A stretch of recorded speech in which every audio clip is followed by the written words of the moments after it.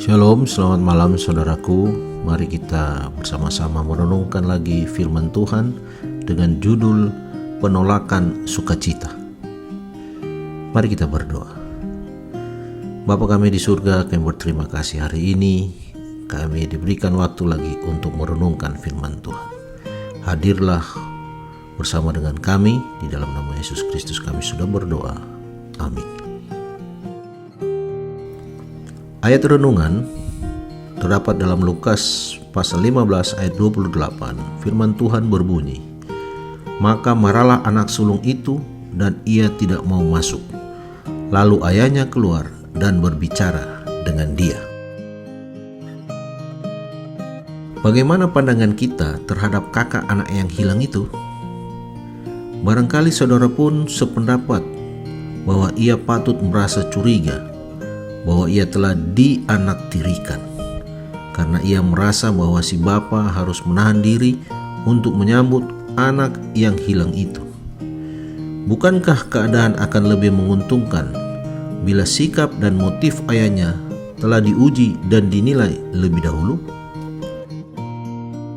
Apapun pendapat kita, orang-orang yang terdapat di sekeliling Yesus itu akan merasa bahwa si kakak itu salah, didasarkan atas hal-hal berikut ini. 1.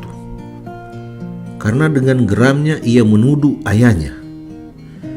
Baik adat istiadat maupun hukum Musa menuntut agar orang tua selalu dihormati. Si bungsu telah melanggar hukum kelima karena melalaikan tanggung jawabnya kepada ayahnya. Si kakak karena menuduh ayahnya bersalah. Yang kedua, si kakak bersikap seperti hamba, bukan sebagai seorang anak.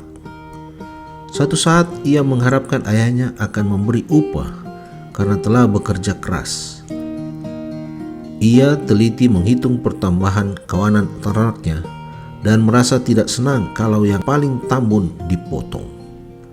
Yang ketiga, ia tidak rela bersukaria bersama ayahnya. Meskipun si ayah memotong anak sapi yang tambun yang dimintanya itu, ia tidak akan dapat menikmatinya. Yang keempat, lebih jauh ia tidak peduli hubungan darah. Ia menyebutkan adiknya itu anakmu, bukan adikku. Dengan demikian, ia berdiri pada kelompok Kain yang berkata kepada Tuhan, "Akukah penjaga adikku?"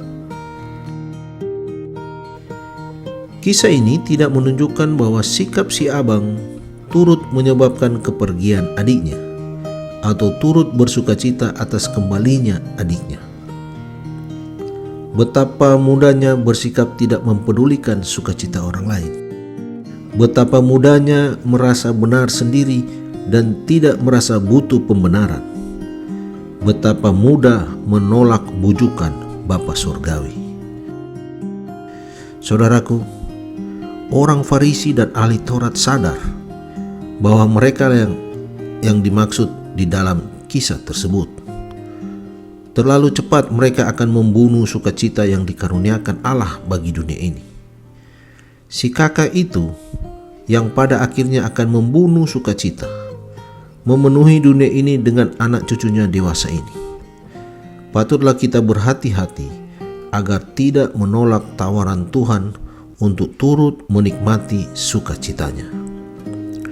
Di dalam buku Perumpamaan Tuhan Yesus halaman 149 dituliskan, "Bila engkau melihat dirimu sendiri sebagai orang berdosa yang bisa diselamatkan oleh kasih Bapamu di sorga saja, engkau akan mempunyai pengasihan yang lemah lembut terhadap orang yang menderita dalam dosa."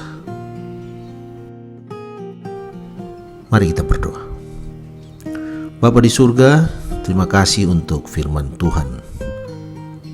Malam ini kami boleh merenungkan lagi kasih Tuhan bagi kehidupan kami. Biarlah kami selalu bersukacita bersama-sama orang yang selalu bersukacita. Roh Tuhan menuntun kami untuk selalu mengikuti apa yang Tuhan teladani. Terima kasih Tuhan oleh kasih-Mu. Inilah doa kami di dalam nama Yesus Kristus kami sudah berdoa. Amin.